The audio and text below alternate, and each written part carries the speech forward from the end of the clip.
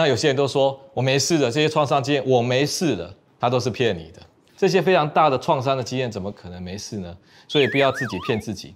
我如果把它说没事，把它潜意识化，就好像你今天到路边踩到狗屎，结果你回去不把鞋子洗干净，狗屎弄掉，你拼命的给它包白布，给它喷香水，那能够解决这个狗屎的问题吗？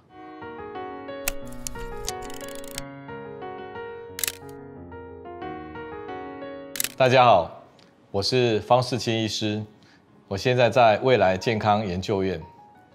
这一集是我们养生系列的第4集。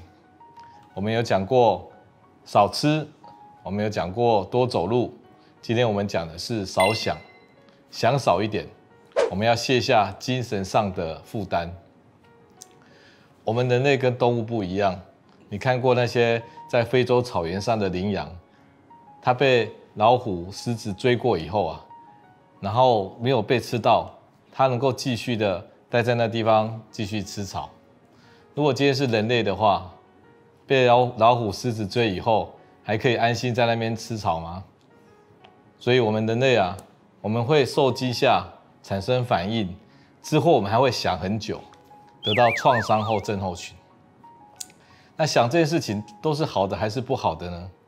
我们想了100多年，创造了人类的文明，但是想太多，继续想下去，就可以得到方医师提到的聪明病。什么是聪明病呢？聪明病就是想出来的病，想太多造成情绪上负担的病。我们过去一定有一些不好的经验，这些挫折、失败的经验，我们把它推论成我们有一个悲惨的人生。我们对未来明天会发生什么事情，明年后年会发生什么事情，我们都不确定。不确定呢，想太多就会产生担忧。人际关系很复杂，如果现在朋友这么多，那每天一句话、一个眼神就会产生一些冲突。所以人际关系的阴谋论也会让我们产生很多情绪上的负担。所以这些呢，如果一直想下去，你就会得到方医师所谓的聪明病。那原来我们这个大脑呢，就是一个喜欢想的器官。这个大脑可以这样子看，它有2个脑，一左一右。那外侧的部分呢，它是跟我们的环境做互动的，我们把它叫做工作脑。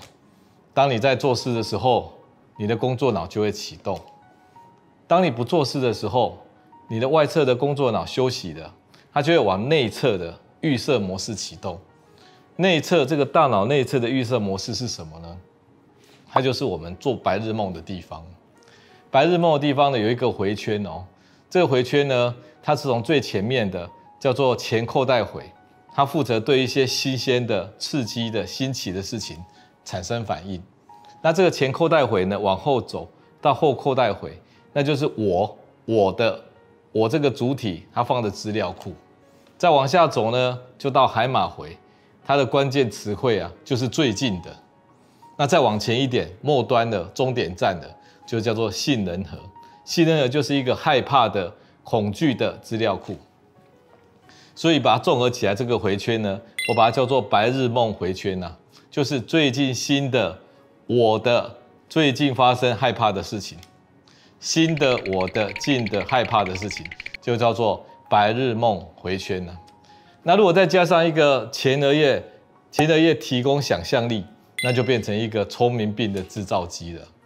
我们这个回圈呢，只要一休息停下来，我们就自动会去想的，然后我们就不断的把最近呢发生新的害怕的事情呢，重复不断的运转。如果这时候呢，你的前额叶又加入这个阵容里面它把它放大，想得更复杂、更深入、更多的阴谋论，就得到方医师所谓的聪明病制造机了。那我们对于过去、现在、未来个人的事情，我们想不停。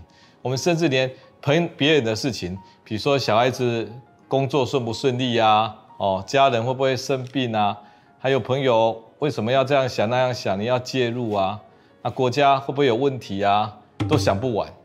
那当你一直想的时候呢，你的大脑已经负担不了，那一直想就会得到你头就昏昏的，然后失神的状态。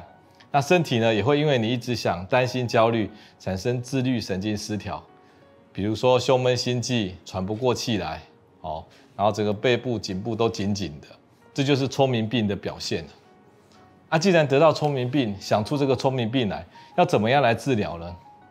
怎么样治疗我们现代人很容易得到这个想出来的病呢？方医师提供3个招数。第一个就是限制思考，很多事情不归你想的，你不用想；归你想的，你才想。比如说台风要来了，台风为什么会来呢？归不归你想？不归你想。那你要做的是什么？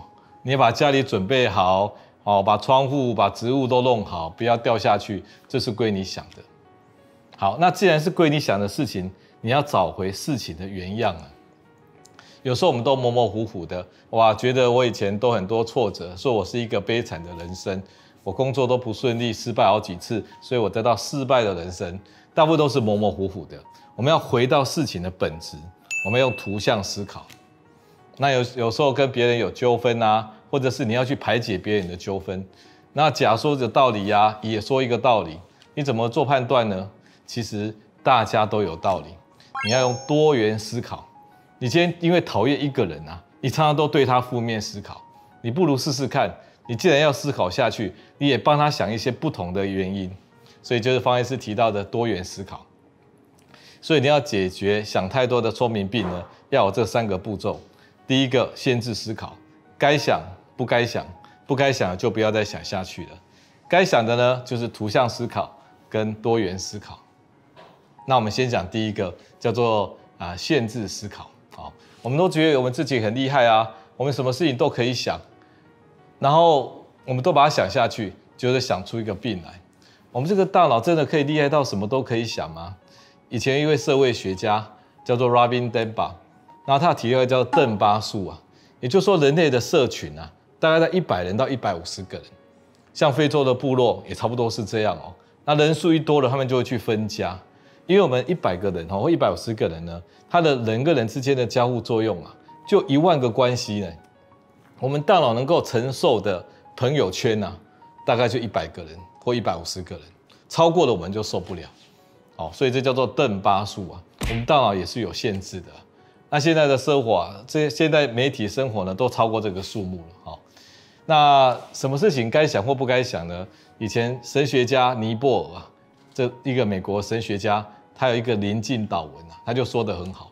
他说：“赐给我宁静的心，去接受我无法改变的事情；赐给我勇气，去改变我那一些可以改变的事情，并赐给我智慧，去分辨什么是可以改变的，什么是不能改变的。”所以你不要说我什么事情都要积极面对，或者说有一句英文叫 "try my best" 你每件事情都要 try my best， 你要量力而为，量力的面对，甚至要随遇而安，不要被小事情羁绊，继续前行所以方医师说，你不要自大，你不是什么问题都可以解决的，你只负责你这一部分的就可以了。第二个叫做图像思考，有一个家暴妇女被打了10几20年，后来她离婚了，然后这10年来，离婚这10年来啊，每天晚上睡觉的时候，被家暴的经验不断的出来害得她都睡不着觉。那她已经因为这样的经验呢，练了10年了，终于来门诊找方医师了。那方医师说，你现在重新做一件事情，你晚上呢睡觉前出现那些家暴的画面，你把它加上反击的画面。我当场就叫他闭着眼睛想那第一个画面。他想到之后，我说你会怎么做？他说他要拿扫帚跟他拼。那我就说好，你现在就把扫帚这个画面加到你的画面里面。结果他每天晚上都这么练习1、2个月以后，他就变成一个勇敢的人。我们每天都在练习失败的画面，我们是不是就会变成很脆弱的人？如果在这个画面里面，我们加上应该要做的合理的反应，我们就会变成一个勇敢的人。因为我们要练习好的，我们不要练习坏的。那有些人都说我没事了，这些创伤经验我没事了，他都是骗你的，不可能没事人类会记下来的记忆，大部分都是很有情绪的东西这些非常大的创伤的经验，怎么可能没事呢？所以不要自己骗自己。好，我如果把它说没事，把它潜意识化，就好像你今天到路边踩到狗屎，结果你回去不把鞋子洗干净，狗屎弄掉，你拼命的给它包白布，给它喷香水，那能够解决这个狗屎的问题吗？是不行的嘛。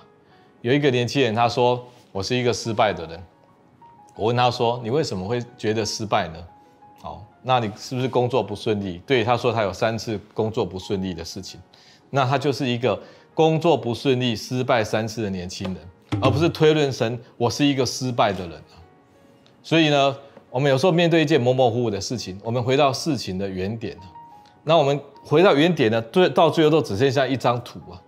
所以家暴妇女呢，只剩下被家暴画面的那张图，那失败的年轻人呢，只剩下他去面试失败的那个画面。那我说，那你下次再去面试，你是不是会很害怕、担心？他说对，我就教他，你什么比较厉害？他说他打电动很厉害。我说你想一个你打电动很厉害的画面，他说他想到了。我说你下次去面试的时候，你就脑中都充满着这个成功的画面。人家说有一句台语说啊，给赛惹头啊，马杀春恩啊。一个人再怎么不堪啊，有挫折、失败啊，脑袋里面还是会有好的东西啊。你要有好的东西来救你自己啊，不要再自己骗自己，或者用正向的说法来骗自己。那我们今天遇到一个失败的推论啊，有人说我很失败，你就要问他，你为什么会觉得失败？失败的事件是什么？那到最后那个失败的事件呢，都只剩下失败的图像了。好，那失败的图像呢，你就要好好去处理它。你可以跟好的图像，你脑袋里面已经好的经验的图像做连结。你不断的失败图像、好的图像、坏的图像、好的图像，你把它主动的连起来。你觉得有遗憾的、没做好的，你把这个有遗憾的、没做好的画面，好像时空可以逆转一样，你去改变它，加入这个剧情。你下次回想的时候，你都用这个正确版本的一个图像记忆。好，这是方医师所谓的图像的思考的方式。好，那我们对于一些社会上人际关系的部分呢，也常常带来很多的压力。比如说你去上个班，那遇到同事跟他打招呼，他就没理你。让他们去聚餐，竟然没有请你，被你发现，你被无视，你被隔离，是不是心里很痛苦？那我们常常对这种模棱两可的人际关系呢感到痛苦，因为我们常常会很多设想，他们不找我呢，一定有什么的一个目的啊？是不是讨厌我啊？是不是上次一样我没有配合他们就记恨啊？那我们一个心理学家阿德勒曾经说你因为讨厌他，你就会产生负面的思考。我们因为不喜欢他，所以把所有不好的推论都往他身上摘了。那自己如果阴谋很多的人常常会觉得别人是有阴谋事实上大部分人呢，其实没有心思去阴谋别人大家都是很简单在过日子但是有些自卑的多余的人他会想很多，会不会是这样子在轻视我呢？是不是故意在对我有什么计谋呢？那你今天如果是一个这么会想的人呢，方医师跟你讲，走到底，你既然就多想一点，你想一个负面的，你就想一个正面的，或用不同的角度看，你成为一个多元的怀疑论者你不要成为一个自卑的阴谋论者，你成为一个多元的怀疑论者，多元思考呢也可以拯救你的。我们今天就像找一个大象一样你看到一个人，没有一个人是全黑或全白的，没有一个人都是好人或者是都是坏人的。你如果摸到他的鼻子呢，你以为他就是一个管子如果你摸到这个大象的尾巴，你以为它是像一条蛇一样如果你摸到它的身体，你以为大象像墙壁一样。所以其实看你从哪一个角度看事实上综合这些角度，就是大象原本的样子那我们这个人就好像这个森林里面的动物我们的嗅觉制造很多的想象那人类在这个社会丛林里面呢，危机意识负向推论我们有很多的想象虽然这样的想象有助于我们在这个社会生存但是想太多呢，真的是会想出聪明病来就好像我们吃太多一样想会想成叫做思考的暴食症那我们大脑负担不起然后产生自律神经失调头晕这些问题。所以要保持大脑的健康思考不能没有限制要有规矩方医师今天提出大脑的使用方式我们不要无谓的增加大脑的负担我们要把大脑的资源用在对的地方。所以今天这3个招数就是限制思考，该想的想，不该想的不要想。图像思考，把所有模模糊糊的事情到最后变成一个图像，那去连接好的图像，或增加应该合理的剧情。最后多元思考，所有的可能性呢，就是一件事情的全貌。如何正确的使用大脑，才能过一个没有情绪负担的人生？谢谢各位。